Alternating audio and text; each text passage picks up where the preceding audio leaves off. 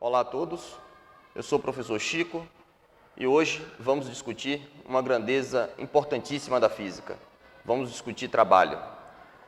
A grandeza trabalho, ela vai aparecer novamente quando você estiver estudando termodinâmica, ela está dentro da primeira lei da termodinâmica, quando você estiver estudando eletricidade, estudando o trabalho de uma força elétrica. A definição primeira de trabalho surge aqui na mecânica. Então, hoje a gente vai estudar um caso especial do trabalho, que é o trabalho de uma força constante. Antes de entrar na definição matemática da grandeza, é importante a gente dar um significado para essa grandeza. Quando você aplica uma força a um corpo, aplicar uma força a um corpo é um mecanismo de transferência de energia entre a pessoa que aplica e o corpo que recebe a força. O que é que mede a grandeza trabalho? A grandeza trabalho mede a quantidade de energia que a força transferiu para o corpo. Ou seja, aplicar uma força no corpo é transferir energia. E o que é que mede a grandeza trabalho? A quantidade de energia transferida. Então, sempre, em qualquer situação na física em que for falado grandeza trabalho, a grandeza trabalho mede energia. Energia que uma força transfere para um corpo. Sabendo o conceito, podemos ir para a definição matemática da grandeza. Aqui está ilustrada uma situação muito comum. Eu tenho um corpo e a esse corpo vou aplicar uma força. O efeito dessa força aplicada a esse corpo é provocar nesse corpo um deslocamento. Ou seja, à medida que a força está atuando, esse corpo sofre um deslocamento. O que é que nós chamamos de trabalho? É simplesmente dada pelo produto da força com o deslocamento. Olha, por que isso? Porque se trabalho mede energia, quanto maior a força que eu aplico ao corpo, maior a quantidade de energia transferida. Maior força aplicada, maior trabalho. Quanto maior o deslocamento sofrido por esse corpo, maior deslocamento, mais energia está sendo gasta, maior o trabalho. Um pequeno detalhe nessa definição.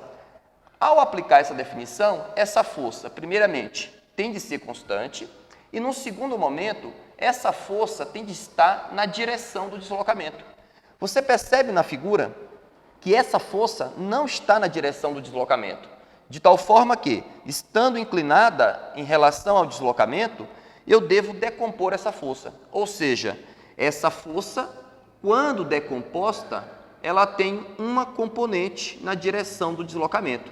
Essa componente na direção do deslocamento, que eu vou chamar de Fx, é a componente responsável por deslocar o corpo, é a componente responsável por realizar trabalho. Então, ao calcular o trabalho, quem entra é a componente da força na direção do deslocamento. E como é que eu acho essa componente? Trigonometria simples. Observamos um triângulo retângulo. Nesse triângulo retângulo, se você pega o cosseno de θ, é o cateto adjacente, Fx, hipotenusa, F. Isso significa que o trabalho fica melhor representado da seguinte forma. É a força F, deslocamento, cosseno do ângulo θ. Essa é a definição para o trabalho para uma força constante. Como é uma grandeza nova, além de representar o valor, é importantíssimo representar a sua unidade de medida. Então, como é que fica a unidade de medida de trabalho? Observem bem que a unidade de trabalho, que eu vou representar aqui, colocando a grandeza entre colchetes, a unidade de trabalho fica a unidade de força, Newton, vezes a unidade de deslocamento, metro. Newton vezes metro é a unidade de trabalho. A essa combinação de unidades, vamos representar por Joule.